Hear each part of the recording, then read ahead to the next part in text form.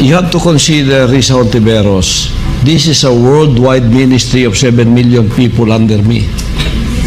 And I have to protect them. And you try to destroy my reputation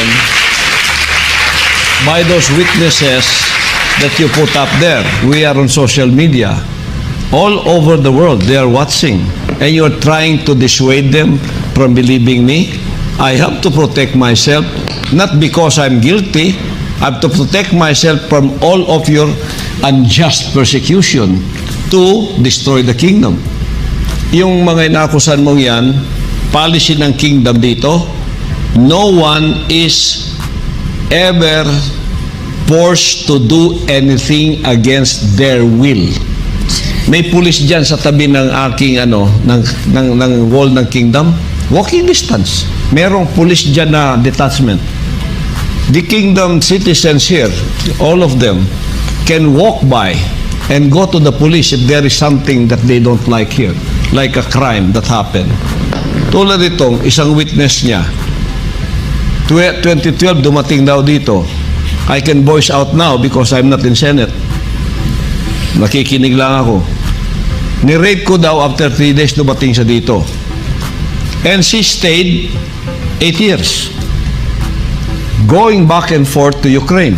And we traveled all over the world. She's singing in the choir. She's very happy. And she brought her parents here. And pinakilala ako. Tinreat ko siya dito as a family. And she went back and forth. Wala naman nag-report doon sa Ukraine o dito.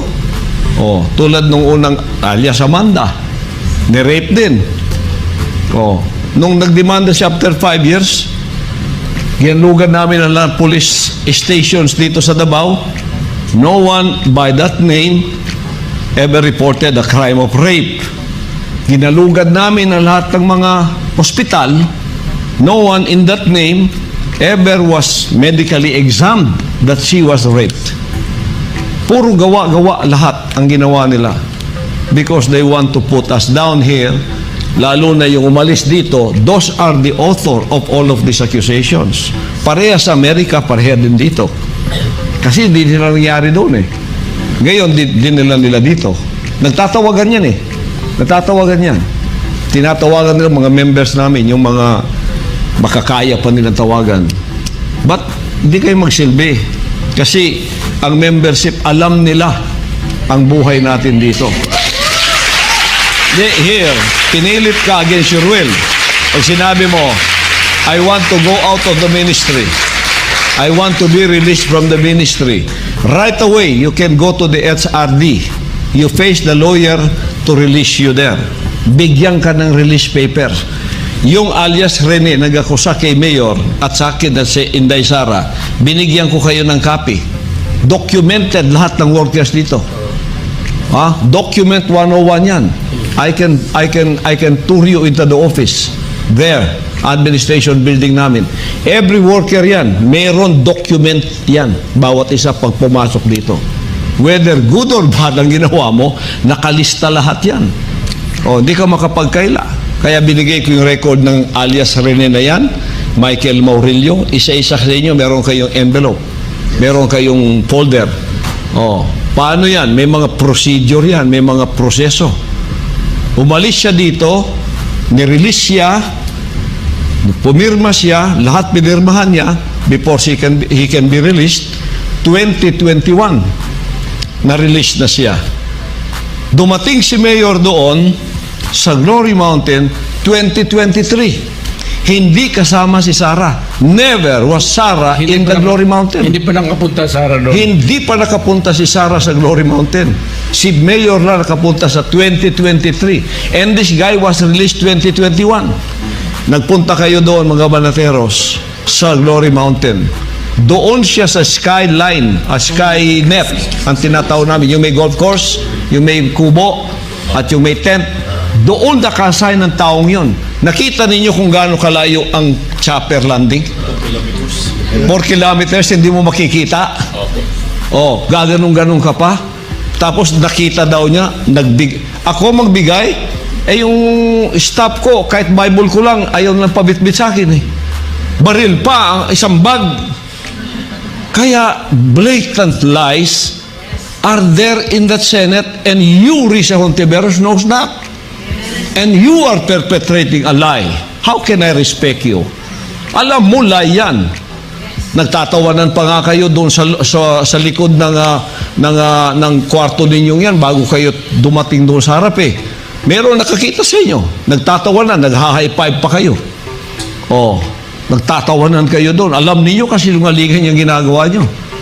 But you try to be like parang formal ka doon sa harap, parang sino ka. How can I respect a woman like you even if you are a senator? And besides, you also have many cases to face. Marami pang akusasyon din sa'yo. Oh, pagkatapos gaganituhin mo kami, ano kami, mga tanga? Ang taong bayan, tinatangaan ninyo. Alam ng lahat kasi nungalingan nyo, lalo na kingdom ang ginamit ninyong former workers. Ilan ang kingdom workers dito nakatira? There are 1,000 workers here. Living here. Na alam nila lahat yun. We have more than 10,000 working force as full-time workers. Alam nila lahat yan. May siya kaming buong pamilya. Alam nila kung sinungaling ko, hindi. Tapos, tinakpan ang mga mukha nyo. Tapos, pinagkakailapan ninyo na binayaran ninyo. You cannot fool the Filipino people. By doing that, akala mo maging vice president ka dahil yun ang ambisyon mo at our expense, you will never make it. You will never make. This has destroyed you. It did not destroy me or the kingdom. It strengthened us more.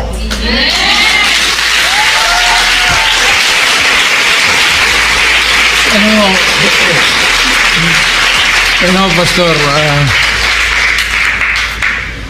given lahat yan, yung sinasabi itong, alam mo yung, ang problema natin, kung makita ito ni Inday, sinong pangalan nito? Rene. Alias Rene. Pero Michael Maurilio, pangalan yan. Yung sheriff lang nga nagkamali. Wawa ka yun. Ito ngayon, nagbibintangan mo si Inday. Inday has never been to Glory Mountain. She has never been into the Glory Mountain. Si Mayor. Ako. Pumunta siya doon. Maraming beses. Maraming beses. Aplenty. Pero si Inday, hindi pa yan napunta. Kaya, sana, yung Senate or committee, I will not make it personal, sana hininay nila yung testimony. Kasi lalabas yung totoo. Kaya, Yes. even lahat yung sinabi ni itong si kumpare ko, yung pangalan itong putang Alias ina. Rene, Mayor. Alias Rene. Pare Rene. Even if nagsasabi ka ng totoo, pag nagkamali ka ng isa lang, kagaya nitong baril sa Mountain Glory, hindi pa napunta si Inday dyan kailanman. Kaya baski yan dyan, sira na lahat yung sinabi mo. Yes. Pati yung iba pang testimony nila. Bagsak na lahat yan. Bagsak lahat yan. Kasi baski pumunta yung Senate dito, yung committee, umakyat man sila doon sa, Lord. it is a, may